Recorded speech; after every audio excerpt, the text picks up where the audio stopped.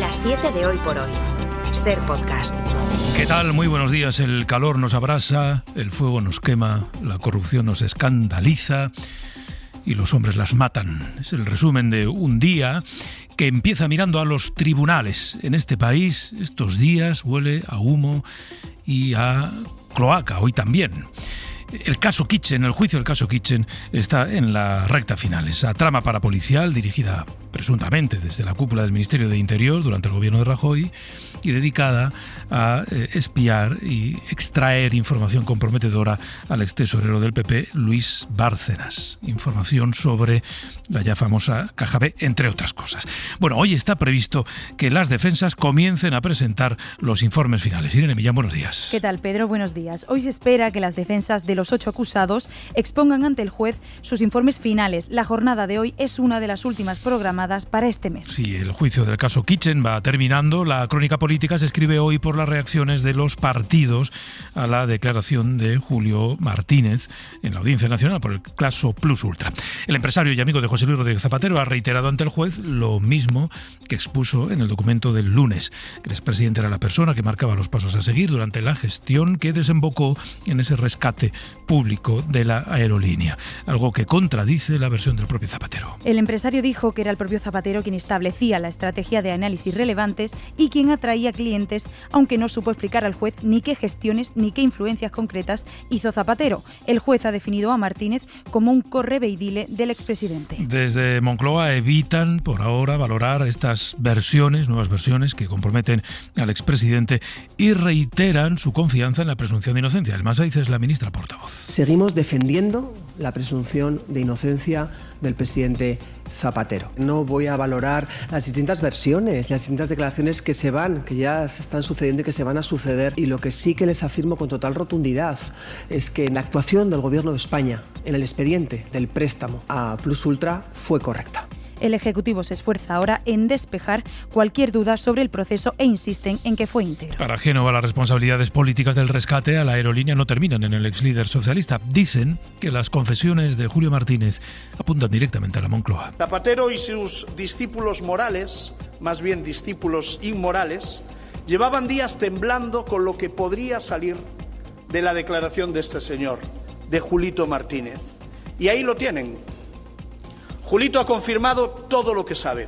Los principales socios del gobierno evitan la confrontación directa con los socialistas, pero sí insisten en que hacen falta más explicaciones. Yolanda Díaz. El presidente Zapatero tiene que dar explicaciones y lo creemos firmemente, porque es verdad que hay inquietud y hay tristeza y hay mucha preocupación en la ciudadanía de nuestro país. Y entre las otras noticias que destacamos esta mañana está la división del Consejo del Poder Judicial, que ayer no se puso de acuerdo sobre si abrirle expediente o no al juez Peinado. Son 5 quejas las que se han presentado contra el magistrado, entre ellas por aquella idea en la que deslizaba que los escoltas de Begoña Gómez podrían ayudarla a fugarse, una tesis que utilizó para justificar que le quitaba el pasaporte. El promotor de la acción disciplinaria ha propuesto archivar todos los expedientes, pero de momento no hay consenso entre los vocales y la decisión se aplaza. La ola de calor volverá a dejar temperaturas altísimas en la península durante la jornada de hoy. La EMET avisa de que los termómetros pueden llegar a alcanzar y superar los 40 grados en Andalucía, Aragón, Madrid, Cataluña y Baleares. El calor es un factor que dificulta la extinción de los incendios. La última hora nos lleva hoy de nuevo a la provincia de Guadalajara. Alrededor de 32.000 hectáreas se han quemado ya en el incendio de la Mierla. Fue ayer cuando en otra zona de esa misma provincia, en el municipio de Selas, comenzó un nuevo incendio que ha obligado a evacuar 7 municipios. Así que ahora mismo hay 2 incendios, 2 crisis, por tanto, a las que atender allí en Guadalajara. Jesús Blanco. Jesús, buenos días. Hola Pedro, buenos días. La España vaciada y la Guadalajara quemada, comentan algunos por aquí.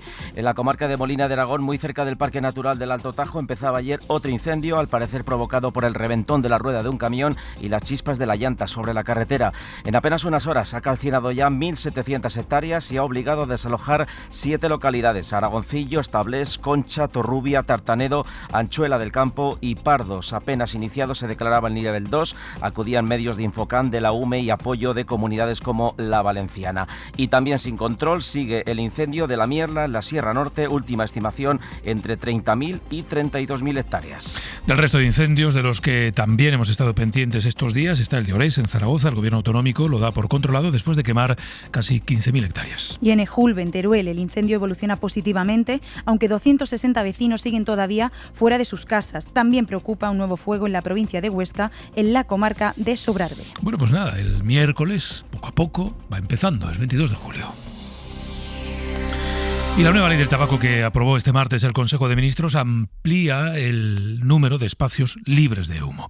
Cuando su aprobación sea definitiva, si es que se consigue en el Congreso, no se podrá fumar en playas, en terrazas de restaurantes, en campus universitarios. Otra de las novedades de esta norma es que se quiere alejar, o al menos intentar alejar, a los menores de los cigarrillos tradicionales, pero también de los electrónicos, de los vapeadores. Cuando se apruebe la ley, si es que se aprueba definitivamente, no solo no podrán comprar tabaco, sino que además tendrán prohibido fumar y consumir productos relacionados con el tabaco. La sanción puede ser tirando por lo bajo de 200 euros. La reforma también impone limitaciones en la publicidad de cualquier producto relacionado con el tabaco y acabar con la falta de regulación de los vapeadores. La ministra estuvo aquí anoche en Hora 25 con Pablo Tallón explicando en qué consistía la norma y dijo que el objetivo es evitar que los ciudadanos tengan que respirar humo de segunda mano. Y hay un consenso muy ampliado, no solamente de los no fumadores, sino también de los fumadores, que nos han pedido también que haya espacios libres de humo. Es básicamente fuma donde no molestes. Mónica García también reivindicó que el objetivo de la ley es proteger la salud pública y que descarta por el momento seguir los pasos de Reino Unido, donde prohibieron la compra de tabaco a nuevas generaciones. Insiste que esta norma solo pretende concienciar. Como decía, la nueva ley tiene que pasar todavía por el Congreso de los Diputados, aunque está siendo ya discutida antes de que se abra el debate parlamentario, pese a que el PP todavía no aclara cuál va a ser el sentido de su voto.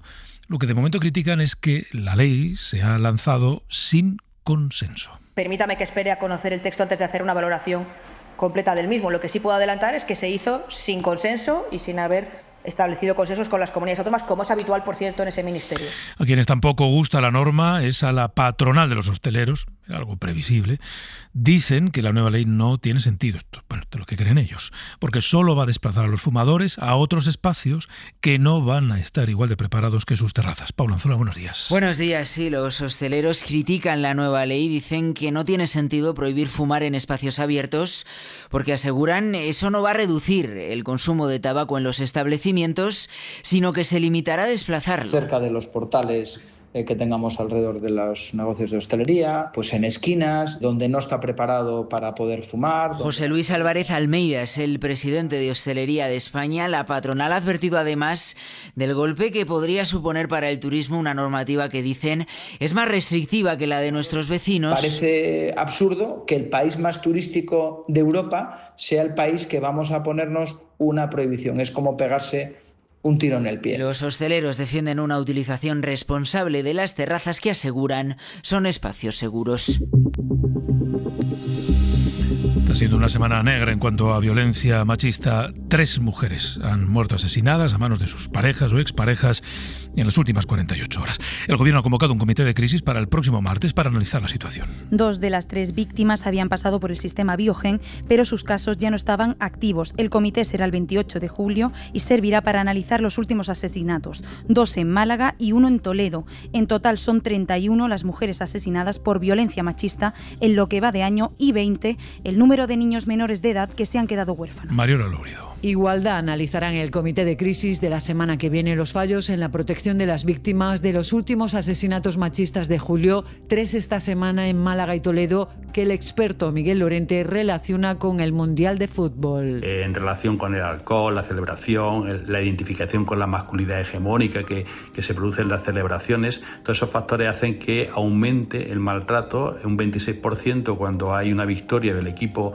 del agresor y un 38% cuando se ha producido una derrota. En La Ventana, la psicóloga Sonia Bácaro ha pedido tolerancia cero ante el más mínimo indicio. Que cuando uno escuche cosas del estilo de te voy a matar o por qué no te callas o callada estás mejor, etcétera, etcétera, poner freno a esas violencias, la desvalorización, las amenazas cotidianas. 31 mujeres han sido asesinadas este año, un tercio había denunciado y 6 tenían medidas de protección vigentes. Y al menos 143 personas han muerto o desaparecido en el mar cuando se dirigían desde Gambia hasta Canarias. El cayuco fue recuperado a la deriva con 38 supervivientes, entre ellos 2 menores que han perdido a toda su familia en esta tragedia. Familiares y supervivientes aseguran que el cayuco zarpó el 28 de junio con cerca de 200 personas a bordo. La noticia la ha confirmado la Agencia de las Naciones Unidas para los Refugiados. Nicolás Castellano. En más de 32 años de historia de la ruta migratoria abierta desde África Occidental hacia las Islas Canarias, nunca se había dado una cifra tal de muertos y desaparecidos. 143 en un solo cayuco que partió el 28 de junio desde alguna localidad del río Gambia en ese país y que desde hace prácticamente 20 días había quedado a la deriva. Primero se quedaron sin motor, sin GPS, sin comida y finalmente sin agua. De hecho, que muchos bebieran agua del mar ha generado la muerte de la mayoría de ellos. Entre los 38 supervivientes hay 2 niños que han perdido a todos sus familiares y también cuentan que había un matrimonio con un bebé que ha desaparecido. Según ACNUR, se trata de una de las mayores tragedias documentadas. En Mauritania se ha vuelto a reactivar la salida y el tránsito de embarcaciones. Solo en las últimas semanas han sido rescatadas 400 personas que intentaban llegar a Europa vía Canarias. Y el Supremo ha pedido a la Eurocámara, al Europarlamento, que suspenda la inmunidad de Alvise Pérez, el líder de Se Acabó la Fiesta, en una causa por las presuntas coacciones al alcalde de Algeciras, José Ignacio Landaluce. Es ya el cuarto suplicatorio que se ha elevado a Bruselas por causas judiciales en las que se ha visto implicado. 2 de ellas ya se han concedido. El primer delito por el que se le investiga es por la presunta financiación ilegal del partido y el segundo por el presunto acoso a una fiscal de Valencia. Radio Algeciras, María Ángeles Benítez. Sí, el alcalde de Algeciras, José Ignacio Landaluce, presentaba la querella el pasado mes de diciembre por los delitos de coacciones, amenazas y acoso. La causa se centra en varios mensajes publicados en su canal de Telegram en los que, según el alto tribunal, Alvise instaba a Landaluce a dimitir y le advertía de que si no lo hacía en un plazo concreto, difundiría supuestas informaciones sobre comportamientos presuntamente delictivos. El instructor considera que esos hechos podrían constituir delitos de coacciones o amenazas. Finalmente, Alvise no cumplió sus amenazas, aunque el alcalde algecireño no dimitió tal y como le exigía. Era la segunda vez que Alvise atacaba a la andaluza a través de su canal de Telegram y ya en 2024 publicó una serie de supuestos pantallazos de mensajes de WhatsApp de un grupo de concejalas de Algeciras en los que acusaban al alcalde de acoso. Unos mensajes que desataron una tormenta política en la ciudad que llevó incluso al andaluce a darse de baja del Partido Popular. Hoy por hoy noticias. Ser podcast. Los miércoles en verano miramos al mundo para buscar esas segundas historias que también son noticia en países como China. Vamos a empezar allí. Ese país ha anunciado que va a prohibir el uso de chatbots, digamos, de recursos de Internet y de aplicaciones que puedan producir dependencia emocional. Esta decisión tiene como propósito fomentar las relaciones de la vida real, fomentar lo que quieren los chinos en China, el matrimonio y la natalidad. Adrián Foncillas. Desconsolados, enfadados o melancólicos, así han quedado muchos jóvenes tras la súbita pérdida de sus amigos o parejas virtuales desde que el gobierno aprobara días atrás regulaciones muy estrictas sobre los bots de compañía desarrollados con inteligencia artificial. Van dirigidos a aquellos que ofrecen interacción afectiva sostenida a través de textos, imágenes, audios o vídeos y que a partir de ahora no podrán ser excesivamente complacientes, inducir a la dependencia ni herir sus relaciones interpersonales. También deberán ser capaces de detectar e intervenir en sus crisis emocionales y limitar el tiempo de uso. Las mayores compañías nacionales que prestan estos servicios como ByteDance, Tencent o Alibaba ya desconectaron sus bots, catalizando el duelo en las redes donde muchos usuarios han compartido sus últimas conversaciones. Estos acompañantes de silicio pueden mitigar la soledad, pero también arruinar la capacidad de socialización y generar una dependencia excesiva, especialmente entre los jóvenes. Un 20% de los menores encuestados recientemente en China admitían que solo querían chatear con ellos y no con personas. Se espera que esta nueva regulación también ayude a estimular la baja natalidad que sufre el país. No quiere el gobierno relaciones virtuales, sino reales que conduzcan al matrimonio y la procreación. 20% de los encuestados en China preferían hablar con una máquina a hablar con una persona. En Austria hoy se inaugura una comisaría en la casa natal de Hitler. ¿Por qué? Bueno, pues porque quieren terminar con que ese país, esa casa, sea un lugar de peregrinación para los nazis. que todavía siguen existiendo, en este país también. Nos lo cuenta Carmen Viñas. La ciudad de Braunau quiere exorcizar aquella parte de su historia que la vincula terriblemente al nazismo. El 20 de abril de 1889 nacía en esta pequeña localidad austriaca Adolf Hitler. Sus padres vivían allí de alquiler y el dictador alemán apenas llegó a residir unos meses. Sin embargo, desde 1930, la casa se había convertido en lugar de peregrinación para radicales de derecha y neonazis de todo el mundo, dando lugar a numerosos incidentes. A partir de hoy será una comisaría de policía, lo que a priori se antoja como una medida disuasoria para los nostálgicos del nazismo. El ministro del Interior austriaco, Gerhard Gärtner, estará presente en la ceremonia oficial para remarcar la importancia que el gobierno austriaco brinda a este proyecto. La casa pertenece a la República de Austria desde 2017 y ha sido objeto de una vasta remodelación en los últimos 3 años, en la que se ha invertido unos 20 millones de euros. Una comisión de expertos estudió en su momento los posibles usos del edificio y descartó su demolición. Propuso que se le diera un uso social caritativo u oficial administrativo. Tras la Segunda Guerra Mundial, el partido compró la casa de su Führer y la convirtió en un centro cultural de carácter ideológico. Tras la contienda, volvió a manos de sus antiguos propietarios.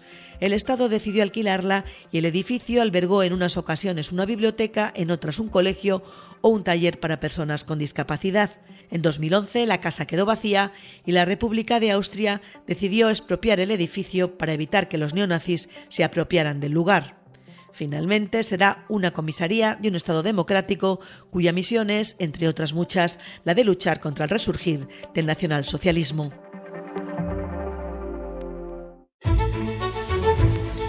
Bueno, vamos con la recomendación cultural para empezar el día. Hoy Raquel García nos lleva a una exposición en el Museo del Prado. Raquel. Muchos creen que un museo como el Prado es una institución cerrada, estática, que no adquiere obra nueva, pero nada más lejos de la realidad. El Prado es un museo que está en constante movimiento. Nosotros hemos comprado en estos 25 años más de 13.000 obras de arte,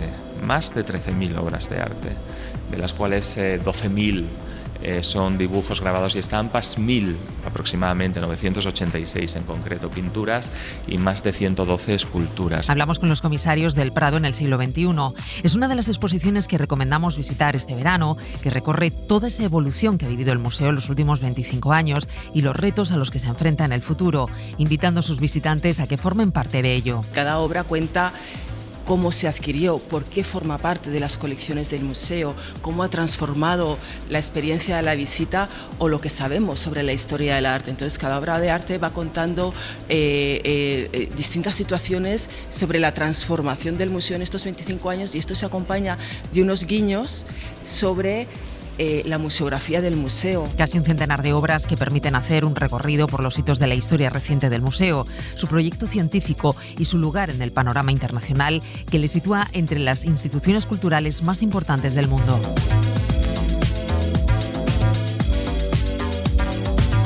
Para no perderte ningún episodio, síguenos en la aplicación o la web de la SER, Podium Podcast o tu plataforma de audio favorita.